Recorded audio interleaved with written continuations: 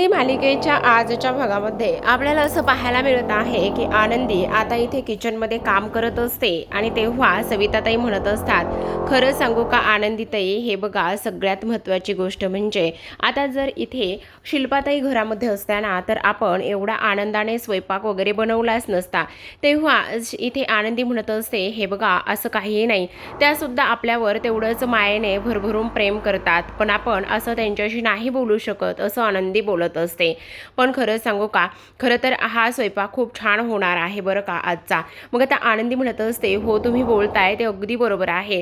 तर आता आपण इकडे दुसऱ्या बाजूला पाहतो की इथे शिल्पा जी आहे, सॉरी इथे धनश्री जी आहे ना, ती फोनवरती बोलत असते आणि धनश्री फोनवरती बोलत असताना इथे आता ती एका बाबांबद्दल चौकशी करत असते. तिला ना इथे बाळ होण्यासाठी बऱ्याच काही गोष्टी हव्या असतात आणि त्यामुळे तिचं हे सगळं काही बोलणं वगैरे सुरू असतं आणि ती म्हणत असते, मला आता तांत्रिक मांत्रिक केल्याशिवाय पर्याय नाहीये, मला आता तांत्रिक मांत्रिक करूनच ह्या सगळ्या गोष्टी कराव्या लागणार आहेत आणि काही जरी झालं तरी सुद्धा मला त्याच पद्धतीने इथे आता हे सगळं काही करून घ्यावं लागणार आहे असं सुद्धा आता इथे ती बोलू लागलेली असते. आता हे सगळं काही बोलत असताना आनंदीला इथे आवाज येतो. मग आता आनंदी विचार करत असते, नेमकं ह्या शिल्पाताई नेमकं कोणाशी बोलतायत, काय बोलत आहेत, ह्या सगळ्या गोष्टींचा विचार केला पाहिजे. आणि त्यानंतर आता इथे आनंदी म्हणत असते, काय झालेलं आहे, तुम्ही कोणाशी बोलत आहात आणि त्याचबरोबर तुम्ही ह्या तांत्रिक वगैरे ह्या सगळ्या गोष्टीबद्दल का आणि कशामुळे बोलताय. हे बघा असं काहीही करू नका, तुम्हाला ह्या सगळ्या गोष्टींची वगैरे काही करण्याची गरज नाही आहे असं सुद्धा आता इथे ती बोलत असते. त्याच वेळेला आता धनश्री म्हणत असते, तू काही डोक्यावर पडलीस का, तुझी हिंमत कशी झाली, माझं बोलणं तू चोरून ऐकत होतीस का, तू काय करत आहेस. तेव्हा आनंदी म्हणत असते, नाही मी तुमचं बोलणं वगैरे अजिबातच चोरून वगैरे ऐकत नव्हते, पण त्याचं काय झालं ना, तुमचं बोलणं माझ्या कानावर पडलं आणि त्यामुळे मी तुम्हाला म्हणते, हे बघा सायन्स आणि त्याचबरोबर वैज्ञानिकदृष्ट्या टेस्ट करून तुम्हाला प्रेग्नेन्सी राहिली तर ही गोष्ट वेगळी आहे, पण तांत्रिक आणि मांत्रिक ह्या सगळ्या गोष्टींचा तुम्ही विचार करू नका आणि त्याहूनही सगळ्यात महत्त्वाची गोष्ट म्हणजे तुम्ही अशा पद्धतीने अजिबातच ह्या गोष्टींचा विचार करू नका असं इकडे ती बोलत असते. तेवढ्यातच विद्याधर येतो आणि तो म्हणत असतो, काय म्हणालीस. मग आता आनंदी म्हणत असते, तेच तर मी तुम्हाला म्हणते की तुम्ही इथे ह्या सगळ्या गोष्टींचा विचार केला पाहिजे आणि प्रेग्नेन्सी टेस्ट वगैरे आणि त्याहूनही सगळ्यात महत्त्वाची गोष्ट म्हणजे की इकडे विद्याधर साहेबांची टेस्ट करा असं बोलल्यानंतर विद्याधरला राग आलेला असतो. मग त्या विद्याधर तिथे येतो आणि विद्याधर तिथे आल्यानंतर तो म्हणत असतो, एक मिनिट, तुझी हे सगळं काही बोलण्याची हिंमत झाली कशी, तू ह्या सगळ्या गोष्टी बोलू कशा शकतेस. आणि त्याहूनही सगळ्यात महत्त्वाची गोष्ट म्हणजे आमचं नातं आणि त्याचबरोबर आमच्याबद्दलच्या ह्या सगळ्या गोष्टी करण्याची बोलण्याची तुला काहीही संबंध नाही आहे, काहीही गरज नाही आहे असं स्पष्टपणे आता इकडे तो तिच्याशी बोलत असतो आणि त्यानंतर तिचा हात पकडतो आणि तिला स्वतःच्या खोलीकडे घेऊन जाण्याचा प्रयत्न करत असतो. तेव्हा मात्र इथे धनश्री म्हणत असते, अहो तुम्ही काय करायला आहे, हे असं करू नका, सोडा पटकन, तिला सोडा बरं तुम्ही. पण तो म्हणत असतो, नाही, हिच्याबरोबर एक रात्र घालवली ना मग हिला समजणार आहे की नेमकं काय करायचं आणि काय नाही म्हणून. असं बोलल्याबरोबर आपण पाहतो आता लगेचच इकडे मात्र हा जो काही विद्याधर आहे तो तिचा हात पकडतो आणि हात पकडल्यानंतर लगेचच तिला आता स्वतःच्या खोलीकडे घेऊन जायला निघालेला असतो. स्वतःच्या खोलीकडे घेऊन जायला निघाल्याबरोबर आपण पाहतो शिल्पा तिथे आलेली असते आणि शिल्पा तिथे आल्यानंतर त्याला ती म्हणत असते, काय चाललंय तुझं, तुझी हिंमत कशी झाली तिचा हात पकडण्याची आणि तिला धरून घेऊन जाण्याची, आत्ताच्या आत्ता सोड म्हणते मी असं इकडे आता बोलत असते. आता हे सगळं काही बोलल्यानंतर आपण पाहतो इथे आता लगेचच ही जी काही शिल्पा आहे ती आनंदीचा तोंड पकडते आणि तिला म्हणत असते, काय गरज आहे तुला त्या नवरा बायकोमध्ये पडण्याची आणि ह्या सगळ्या गोष्टी करण्याची, किती वेळा सांगितलंय की ह्या असल्या गोष्टीमध्ये तू पडत जाऊ नकोस म्हणून, पण तरी सुद्धा तुला ह्या सगळ्या गोष्टीमध्ये पडायचंच आहे का असं सुद्धा स्पष्टपणे आता इकडे ती बोलत असते. आणि त्याहूनही सगळ्यात महत्त्वाची गोष्ट म्हणजे तुझं तू काम करणं, आत्ताच्या आत्ता इथून चालती हो, आत्ताच्या आत्ता इथून निघून जा असं सुद्धा आता इथे ती बोलू लागलेली असते. आता हे सगळं काही बोलून झाल्यानंतर आनंदी मात्र बिचारी अक्षरशः शांत बसलेली असते. दुसरीकडे आपण पाहतो आता इथे फॅक्टरीमध्ये युगंधर असतो आणि युगंधर मात्र त्याचं काम करत असतो, पण ह्या विद्याधरने मात्र त्याची दारू गायब केल्यामुळे युगंधरचा त्याला राग आलेला असतो आणि त्याचा राग झाल्यानंतरच त्याचा पारा चढलेला असतो. तो विचार करत असतो काही जरी झालं ना तरी सुद्धा ह्या सगळ्या गोष्टी मला माझ्या पद्धतीनेच पाहिजे आहेत, काही जरी झालं तरी मी माझ्याच पद्धतीने हे सगळं काही करणार आहे असं त्याचं सुरू असतं. आणि म्हणूनच त्याने आता एका पिऊनला हाताशी धरलेला आहे. मग आता इथे हा जो युगंधर आहे तो म्हणत असतो, शिर्के तुम्हाला एक गोष्ट सांगू का, मला ना आता इकडे अनाथाश्रमामध्ये जायचं आहे आणि त्याचबरोबर समिधाच्या इकडे समिधाचं वर्षश्राद्ध आहे आणि त्यानिमित्ताने मला त्या सगळ्या गोष्टी इथे वाटप करायच्या आहेत असं त्याचं म्हणणं असतं. आता हे सगळं काही बोलल्यानंतर शिर्के म्हणत असतात, ठीक आहे मालक साहेब आपण जाऊयात. पण तेवढ्यातच आपण पाहतो आता इथे पिऊन आलेला असतो आणि त्या पिऊनने मात्र इथे हे आणलं, सरबत आणलेलं असतं आणि ते सरबत आता इकडे तो ह्याला देत असतो, युगंधरला देत असतो. आता ते सरबत नसून आपल्याला तर माहिती त्यामध्ये दारू भरलेली आहे आणि तो म्हणत असतो, मालक साहेब मी तुमच्यासाठी सरबत आणला आहे. असं बोलल्याबरोबर लगेचच आता आपण पाहतो की इथे युगंधरचं लक्ष नसतं, नेहमीप्रमाणेच पिऊन आणि ह्या सगळ्या गोष्टी असल्या कारणाने तो म्हणत असतो, ठीक आहे चालेल ना ठेवा तुम्ही, असं म्हणून तो आता इथे सरबत ठेवायला सांगत असतो. आता सरबत ठेवल्याबरोबर इथे मात्र हा जो काही पिऊन आहे तो पाहत असतो. तो म्हणत असतो, आता फक्त ह्याने हे सरबत पिणं गरजेचं आहे. एकदा का हा सरबत पिला तर मग सगळं मला पाहिजे तसंच आणि पाहिजे त्याच पद्धतीने होणार आहे आणि मी ते करून सुद्धा घेणार आहे असं त्याचं म्हणणं इथे सुरू असतं. त्याचबरोबर आपण पाहतो इथे आता युगंधर मात्र कसलाच विचार करत नाही आणि युगंधर ते सरबत पटकन पिऊन घेतो. आता युगंधरने सरबत पिलेलं असतं आणि पिल्यानंतर त्याचं डोकं लगेचच जड व्हायला सुरुवात झाली असते, कारण ही दारू जी त्याने पाठवलेली आहे ती खूप एक नंबरची ब्रँड आहे, त्यामुळे लागलीच त्याला इफेक्ट दिसून आलेला दिसतोय. आता शिर्के तिथेच असतात आणि शिर्के मात्र त्यांचं काम करत असतात. जेव्हा शिर्के त्यांचं काम करत असतात त्यावेळेला आपण पाहतो की आता इकडे दुसऱ्या बाजूला विद्याधर म्हणत असतो, माझ्या दारूच्या बाटल्या गायब करतो काय, मला सुद्धा बघायचं आहे की तू माझ्या कशा पद्धतीने दारूच्या बाटल्या गायब करतोयस आणि काय करतोयस ते मला सुद्धा पाहायचंच आहे असं सुद्धा आता इथे तो बोलत असतो. तर इकडे दुसऱ्या बाजूला शिर्के म्हणत असतात, मालक साहेब काय झालंय, तुम्हाला काही त्रास वगैरे होतोय का, तुम्ही ठीक तर आहात ना. आणि आता इथे तो म्हणत असतो, हो हो मी तर ठीक आहे, मला तर काही एक प्रॉब्लेम वगैरे होत नाही आहे असं इकडे तो बोलत असतो. आता हे सगळं काही बोलल्यानंतर आपण पाहतो इथे आता युगंधर म्हणत असतो, त्याचं काय झालं ना, पण मला ना इथे आता आश्रमामध्ये जायचं आहे आणि आश्रमामध्ये जाऊन सगळ्या काही गोष्टी वगैरे दान करायच्या आहेत असं सुद्धा तो इथे बोलत असतो. आता हे सगळं काही बोलल्यानंतर आपण पाहतो युगंधर उठायला लागतो आणि युगंधर जेव्हा उठतो त्यावेळेला मात्र युगंधरला चालणं जड झालेलं असतं आणि चालणं जड झाल्यानंतर इथे शिर्के म्हणत असतो, मालक साहेब काय झाले, तुम्हाला तर धड इथे सुद्धा चालता येत नाहीये, काय झालं, सगळं काही ठीक आहे ना मालक साहेब. मग आता तो म्हणत असतो, हो हो सगळं काही ठीक आहे, पण काळजी करण्याची वगैरे काही गरज नाही. खरं खरं सांगा मालक साहेब, तुम्ही अशा अवस्थेमध्ये वगैरे कसं जाणार आहात, तुम्हाला जाता सुद्धा येणार नाही असं सुद्धा आता इकडे तो बोलत असतो. आता हे सगळं काही बोलून झाल्यानंतर आपण पाहतो इथे युगंधर आहे त्या अवस्थेतच बाहेर निघालेला असतो आणि बाहेर अवस्थेतच निघाल्यानंतर आता इकडे असं पाहायला मिळतंय की युगंधरला मात्र गाडी चालवताना सुद्धा फार जास्त त्रास होऊ लागलेला असतो. पण युगंधर मात्र त्याची गाडी चालवतच असतो. त्याला बराच उशीर झालेला असतो, संध्याकाळ झालेली असते. इकडे माई संध्याकाळी उशिरा मात्र धूप फिरवत असतात पूर्ण घरामध्ये आणि श्लोक म्हणत असतात. आता आनंदी ही फिरत असते. आनंदी म्हणत असते, माई तुम्ही आता ह्या वेळेला इथे काय करताय. तेव्हा माई म्हणत असतात, का ग आनंदी काय झालेलं आहे, तू आणखी झोपली नाहीयेस का. तेव्हा आनंदी म्हणत असते, हो माई नाही झोपले, पण तुम्ही सुद्धा आणखी कुठे झोपलेला आहात. मग आता माई म्हणत असतात, अगं मी तर नाही झोपली, पण मला ना इकडे दिवे वगैरे बंद केल्याशिवाय झोप तर येतच नाहीये. पण असं का होतंय माई तुम्हाला, म्हणजे दिवे वगैरे बंद केल्याशिवाय का बरं झोप येत नाहीये. मी केले असते ना दिवे बंद, तुम्ही उगाचच कशाला हे सगळं काही करताय असं आता इकडे ते बोलत असतात. आता हे सर्व काही बोलल्यानंतर माई म्हणत असतात, तुला सांगू का. तेव्हा आनंदी म्हणते, काय झाले माई तुम्ही एवढं का बरं हसताय. त्यावेळेला माई म्हणत असतात, अगं समिधा जेव्हा छोटी होती ना तेव्हा सुद्धा ती अशीच माझ्याकडे यायची आणि संध्याकाळच्या वेळेला ना खूप घाबरायची, तिला अंधाराची फार भीती वाटायची आणि अशीच माझ्या येऊन कुशीत शिरायची. का बरं, अगं तिला साधी भिंतीवर सावली जरी दिसली ना तरी घाबरायची. मग मी तिला शिकवलं की हे बघ काही जरी झालं ना तरी घाबरायचं वगैरे अजिबातच नाही. आणि आणखी एक महत्त्वाची गोष्ट मी तिला सांगितली आणि ती म्हणजे की हे बघ काही जरी झालं ना तरी सुद्धा रात्रीचे दिवे तूच बंद करायचे. मग समिधा काय करायची माहिती आहे का, पण असं का माई, अगं मग तिची अंधाराची भीती गेली पाहिजे ना. मी तिला सांगायची की तू काही झालं ना तरी सुद्धा इथे दिवे बंद कर. मग ती दिवे बंद करत असताना हा श्लोक म्हणायची आणि श्लोक म्हणता म्हणता मग ती घाबरायचं बंद केलं. पण आनंदी आजपासून तू दिवे बंद कर. मग आता आनंदी म्हणत असते पण माई मी कशाला, म्हणजे तुम्ही समिधाताईंच्या नाही नाही म्हणजे हे बघ आनंदी तसा अजिबात वेगळा अर्थ वगैरे अजिबातच काढू नको. तुला सांगू का तू दिवे बंद कर, कारण तू सुद्धा ह्या घरची लक्ष्मी आहेस आणि मला सुद्धा तुझ्यामध्येच माझी समिधा दिसत आहे असं सुद्धा आता इकडे ती बोलत असते. आता हे सगळं काही बोलून झाल्यानंतर इथे मात्र आनंदीला खूप आनंद झालेला असतो.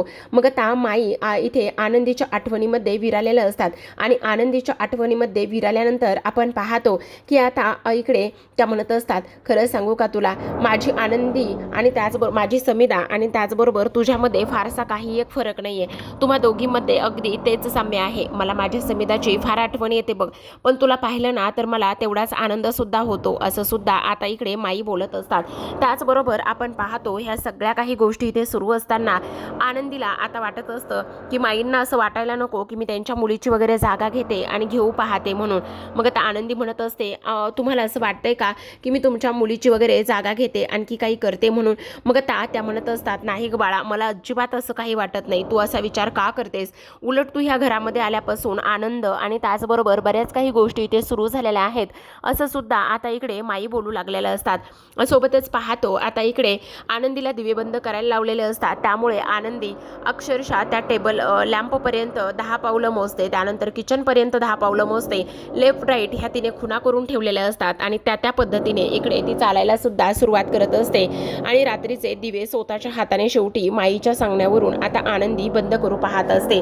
पण आता प्रेक्षकांनो सगळ्यात महत्त्वाची आणि इंटरेस्टिंग अशी गोष्ट मला तुम्हाला सांगायची ती म्हणजेच की आपल्या या आनंदी या मालिकेमध्ये ना आता नवीन ट्विस्ट येणार आहेत. ते म्हणजेच की इथे युगंधरची मोठी मुलं म्हणजेच एक मुलगा आणि त्याचबरोबर मुलगी हे आता मालिकेमध्ये त्यांची एंट्री होते आणि एंट्री अशा धमाकेदार याच्यामध्ये होते. ती मुलं आल्याबरोबर इथे युगंधरवर बरेच काही आरोप करत असतात. एवढे आरोप की विचारूच नका. समिधाचं जाणं म्हणजे फक्त आणि फक्त युगंधरमुळे झालं आहे हे सरळ सरळ त्यांच्यावर आरोप असतात. ते तर आपल्याला येणाऱ्या भागात पाहायचंच आहे, पण मी तुम्हाला फक्त एक थोडासा क्लू दिलेला आहे. तुम्हाला हे सगळं काही मालिकेमध्ये आलेलं वळण पाहायला आवडेल का आणि ती आलेली मुलं आनंदीला समजून घेतील का? हे सगळं इंटरेस्टिंग असणार आहे. आता शेवटी आपली आंधळी आनंदी ही मात्र सगळे दिवे बंद करते आणि सगळे दिवे बंद करून आता ती इकडे झोपायला जाणार. तेवढ्यातच तिला कसला तरी आवाज येतो, भास होत असतो. मग आता आनंदी विचार करत असते नेमकं काय झालेलं असेल, कोण आलं असेल, एवढ्या उशिरा कोण बरं आलं असेल असा ती विचार करत असते आणि म्हणत असते मनातच कोण असेल बरं इथे. विद्याधर साहेब तर नसतील ना, आणि जर विद्याधर साहेब असले तर मग काय करायचं असा सुद्धा प्रश्न आता इकडे तिला पडलेला असतो. आणि तेव्हा पाहते तर काय समोर आवाज आलेला असतो आनंदी आनंदी म्हणून. मग ती विचार करत असते हा तर मालक साहेबांचा आवाज आहे. बापरे, मालक साहेब, आणि मालक साहेब तर दारू पिऊन आलेले आहेत. मालक साहेब तर कधीही दारू पित नाहीत, पण मग आज ते दारू पिऊन का बरं आलेले असतील असं इकडे आता ती बोलत असते. आता हे सगळं काही बोलल्यानंतर आपण पाहतो की लगेचच आता इथे युगंधर आनंदीच्या हाताला पकडतो आणि युगंधर आनंदीच्या हाताला पकडूनच तो तिला तिथून घेऊन जाण्याचा प्रयत्न करत असतो. जेव्हा तो तिला तिथून घेऊन जाण्याचा प्रयत्न करत असतो त्यावेळेला आनंदीच्या हाताला लागलेलं असतं आणि त्याच लागलेल्या हाताला धरून आनंदी युगंधर आता तिला तिथून घेऊन जाण्याचा प्रयत्न करत असतो. जेव्हा हे सगळं काही होत असतं तेव्हा आनंदी आता इकडे कळवळत असते. तिला त्या लागलेल्या हाताला धरूनच युगंधर घेऊन जात असतो आणि त्यामुळे तिला अजूनच त्या सगळ्या गोष्टींचा त्रास होऊ लागलेला असतो. आनंदीच्या हातातून युगंधरने एवढं दाबलेलं असल्यामुळे आता रक्त वाहू लागलेलं असतं, आनंदीला त्रास होऊ लागलेला असतो. तेव्हा युगंधर म्हणत असतो आनंदी आनंदी तू आहेस ना, हे बघ आनंदी तुला एक गोष्ट सांगू का, सगळ्यात महत्त्वाची म्हणजे तुला जेव्हापासून पाहिलंय आणि मला तू फार आवडतेस, त्याहूनही सगळ्यात महत्त्वाची गोष्ट म्हणजे मी तुला एक सांगतो, तुला सांगू का आनंदी, हे बघ इथे ह्या सगळ्या गोष्टी होत आहेत ना, तू खूप चांगली मुलगी आहेस ग आणि इथे मला तुझा चांगुलपणा आणि हे सगळ्या गोष्टी दिसत आहेत, पण मला काहीही करता येत नाही आनंदी, असं सुद्धा आता इकडे तो बोलत असतो. आता हे सगळं काही बोलत असताना इथे मात्र आनंदीला भरून आलेलं असतं आणि त्यावेळेला आता इकडे युगंधर म्हणत असतो खरं सांगू का आनंदी, तुझा चांगुलपणा आणि ह्या ह्या सगळ्या गोष्टी मला दिसत आहेत ग, पण माझं समिधावर फार प्रेम आहे. मला समिधाशिवाय दुसऱ्या कोणत्याही मुलीचा विचार करायचा नव्हता. आणि जेव्हा मी तुझा चांगुलपणा पाहतो आणि मला तो दिसतो सुद्धा, जेव्हा मला तुझी बाजू सुद्धा घ्यावीशी वाटते, मला तुझ्या बाजूने बोलावंसं सुद्धा वाटतं, पण तेव्हाच आमच्या ताईसाहेब येतात आणि मला त्या सगळ्या गोष्टीची आठवण करून देतात. त्यांना असं वाटतं की मी समिधाला विसरतोय, मी तुला समिधाची जागा देऊ पाहतोय किंवा देतोय, आणि त्या सगळ्या गोष्टीमुळे ना त्यांना हे सगळं काही भीती आणि ह्या सगळ्या गोष्टी त्यांच्या मनामध्ये निर्माण झाल्यात. काय करावं आनंदी हेच मला समजत नाही, असं सुद्धा आता इकडे ती बोलत असते. आता हे सगळं काही बोलल्यानंतर आपण पाहतो इकडे आनंदीला भरून यायला लागलेलं असतं. मग आता आनंदी मनामध्ये विचार करत असते, मालक साहेबांची काय अवस्था होत असेल आणि मालक साहेब कोणत्या कोणत्या सिच्युएशनमध्ये जात असतील, हे सगळं काही मला समजतंय. पण आत्ता मात्र मी काहीही बोलू शकत नाही किंवा काहीही सांगू शकत नाही, असं सुद्धा आता इथे आनंदी बोलू लागलेली असते. त्याचबरोबर युगंधर म्हणत असतो, आनंदी खरं सांगू का, मी तुझ्यासोबत फार चुकीचा वागलेलो आहे आणि वागत आलेलो आहे, पण मला तुझ्यासोबत तसं वागायचं नाहीये ग. मी परिस्थितीचा गुलाम झालेलो आहे आणि मला कळतंय तुझी काय अवस्था होत असेल. आणि जेव्हापासून मी तुला भेटलोय ना, तेव्हापासून मी फक्त आणि फक्त इथं तुझा राग आणि त्याचसोबत चिडचिड ह्या सगळ्या गोष्टी फक्त आणि फक्त करतच आलेलो आहे. आनंदी त्या सगळ्या गोष्टीसाठी मला माफ कर, असं सुद्धा आता इकडे तो बोलत असतो. आता हे सगळं काही बोलत असताना आनंदीला मात्र अजूनच त्रास होऊ लागलेला असतो, टेन्शन येऊ लागलेलं असतं. आनंदी म्हणत असते, काय करावं मालक साहेब, तर आता इकडे काय बोलतील आणि काय नाही हे सगळं काही तिला समजत नसतं.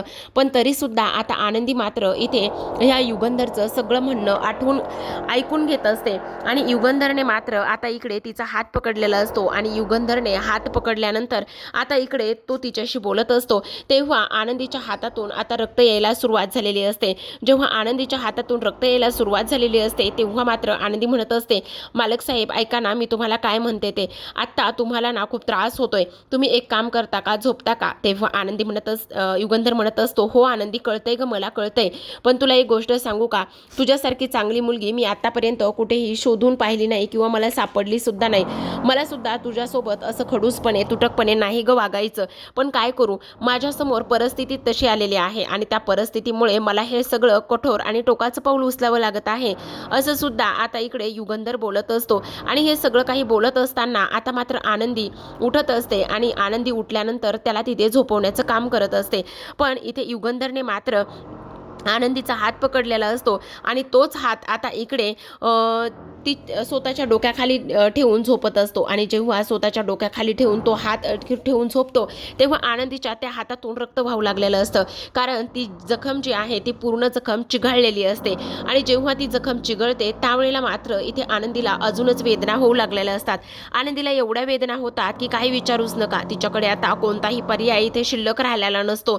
आता इकडे हे सगळं काही तर सुरू असतं, पण आता प्रेक्षकांनो आनंदी मनामध्ये पुन्हा युगंधर बद्दल विचार करत असते. ती म्हणत असते, मालक साहेब मला माहिती आहे तुम्ही खूप चांगले आहात, तुम्ही खूप साधे आहात, तुम्ही सगळ्यांचा विचार करता, ही गोष्ट सुद्धा तेवढीच महत्त्वाची आहे, असं म्हणून आनंदी रात्रभर आहे त्याच अवस्थेत झोपलेली असते. दुसऱ्या दिवशी सकाळची वेळ झालेली असते. दुसऱ्या दिवशी सकाळी मात्र शिल्पा तरातरा उठूनच खाली आलेली असते आणि समोर पाहते तर हे सगळं दृश्य तिला दिसतं. आनंदी तिथे बसलेली असते आणि युगंधर तिचा हात धरून झोपलेला असतो, त्यामुळे तिचा तोल जातो आणि त्याचबरोबर ती नाही ते आरोप आणि नाही त्या गोष्टी बोलत असते, जोरातच खेकसून बोलत असते, युगंधर असं म्हणून. आता युगंधर असं म्हटल्याबरोबर युगंधर आणि आनंदी हे दोघेही जण आहे त्या परिस्थितीतून ताबडतोब उठून उभा राहतात. युगंधरचं डोकं जड झालेलं असतं. आनंदी पटकन बाजूला उठून उभी राहते आणि युगंधरच्या हाताला रक्त लागलेलं असतं. तो हात तो पाहतो आणि त्यावेळेला लगेचच म्हणत असतो, मी तर अनाथ आश्रमामध्ये गेलो होतो ना, मग आम्ही अनाथ आश्रमामध्ये गेलो होतो तर नेमकं हे सगळं काही काय आहे आणि त्याचबरोबर मी इथे काय करतोय, म्हणजे मी एवढा झोपलोय, रात्री झोपलोय ते सरळ सरळ सकाळीच उठलेलो आहे. तेव्हा मात्र आता शिल्पा म्हणत असते, काय म्हणजे तू इकडे अनाथ आश्रमामध्ये गेलाच नाहीयेस युगंधर, काय चाललंय काय तुझं, असं म्हटल्याबरोबर तो म्हणत असतो, तेच तर मी म्हणायलोय ताई, माझं डोकं कसं जड झालंय आणि मला काय झालेलं आहे तेच मला काही कळत नाहीये. मग आता आनंदी म्हणत असते मनामध्येच, म्हणजे मालक साहेब दारू कधीच पित नाहीयेत, पण त्यांना ही दारू बहुतेक कोणीतरी पाजलेलीच आहे, पण कोणी पाजलेली असेल असा आनंदी विचार करू लागलेली असते. मग आता शिल्पा इथे युगंधरकडे पाहत असते आणि युगंधर म्हणत असतो, मी ऑफिसमधून निघालो आणि थेट घरी आलो आणि माझं डोकं एवढं जड का बरं झालं होतं, असा विचार केल्याबरोबर आता इकडे युगंधरचं लक्ष आनंदीकडे जातं. आनंदीकडे लक्ष जातं आणि स्वतःच्या हाताकडे सुद्धा जातं. स्वतःच्या हाताला मात्र रक्त लागलेलं असतं आणि तो त्या रक्ताकडे पाहत असतो. जेव्हा तो त्या रक्ताकडे पाहतो तेव्हा त्याला धक्काच बसतो आणि आनंदीच्या हाताकडे लक्ष गेल्याबरोबर तो लगेचच म्हणत असतो, आनंदी तुझ्या हाताला काय झालं आहे? पण आनंदी तसं म्हणता क्षणी स्वतःचा हात पाठीमागे घेते आणि स्वतःचा हात पाठीमागे घेतल्याबरोबर मात्र ती काहीही बोलत नाही, घाबरलेली असते. आता आनंदी ह्या प्रश्नाचं उत्तर युगंधरला नेमकं काय आणि कशा पद्धतीने देईल हे पाहणं फारच कमालीचं असणार आहे. तर आता प्रेक्षकांना आजच्या भागात एवढंच. उद्याचा भाग पाहायचा असेल तर नक्की चॅनलला सबस्क्राईब करा, कारण पुन्हा एकदा या मालिकेमध्ये 2 कॅरेक्टर ॲड झालेले आहेत. ते म्हणजेच की इथे युगंधर आणि समिधाचे 2 मुलं, एक मुलगा आणि त्याचबरोबर एक मुलगी. आता मुलीचा तर चेहरा स्पष्टपणे नाही दाखवला, पण मुलगा खूप डॅशिंग आहे आणि त्याचबरोबर मुलगीसुद्धा तेवढीच कमालीची सुंदर आहे. इथे आता समिधाचा वर्षश्राद्धाचा कार्यक्रम असतो आणि युगंधर तो अगदी व्यवस्थितपणे पार पाडत असतो. पण त्याच वेळेला आता इकडे आपण पाहतो इथे समिधाची मुलगी आलेली असते आणि त्याचबरोबर समिधाचा मुलगा आलेला असतो. त्यांची नावं तर नाही सांगितली, पण वर्षश्राद्धाचा कार्यक्रम चालू असताना तो मुलगा येतो आणि युगंधरचा हात लगेचच थांबवतो, पकडतो आणि म्हणत असतो, थांबा, आत्ताच्या आत्ता हे माझ्या आईचं वर्षश्राद्ध करण्याचा तुम्हाला काहीच हक्क नाहीये. तेव्हा तो त्याच्याकडे पाहतो. आता सगळेजण उठून उभे राहिलेले असतात. त्याची मुलगी सुद्धा तिच्या पाठीमागे उभी राहिलेली असते आणि तो मुलगा म्हणत असतो, तुमच्या बिझनेस पायी आम्ही आमच्या आईचा जीव गमावलेला आहे. तुमच्या बिझनेसमुळे आम्हाला आमची आई सोडून गेलेली आहे आणि आमच्या आईच्या जाण्याला फक्त आणि फक्त तुम्ही जबाबदार आहात. असं म्हणता क्षणी आता मात्र इथे युगंधर पाहतो तर हे सगळं काही काय आहे ह्या गोष्टी त्याच्या लक्षातच येत नाहीत आणि तेव्हा आनंदी सुद्धा वरून खाली आलेली असते. आनंदी तर हे सगळं काही पाहून धक्काच बसतो. आनंदी म्हणत असते, म्हणजे मालक साहेबांची 2 मुले आहेत आणि ही कोण आहे? तेवढ्यातच विद्याधर तिथे येतो आणि विद्याधर आनंदीच्या जवळ येऊन म्हणत असतो, अगं एवढेच नाही, एक नाही तर युगंधर म्हणजे तुझ्या मालक साहेबांना पहिली 2 पोरं आहेत आणि 2 पोरं असून सुद्धा ती तुझ्या वयापेक्षाही मोठी आहेत. कळलं? आनंदीच्या वयापेक्षा मोठी मुलं आता आनंदीची चांगलीच नांदी ठेचायला आलेली आहेत, असं विद्याधर म्हणत असतो. तर आता प्रेक्षकांनो, आलेली मुलं ही आनंदीला समजून घेतील का किंवा आणखी वेगळं काही होईल हे पाहणं फारच इंटरेस्टिंग आहे. तर अशाच नवनवीन मालिकांच्या अपडेट्स आणि रिव्ह्यू जाणून घ्यायचे असतील, पाहायचे असतील तर नक्की चॅनलला सबस्क्राईब करा आणि पाहत राहा आनंदी.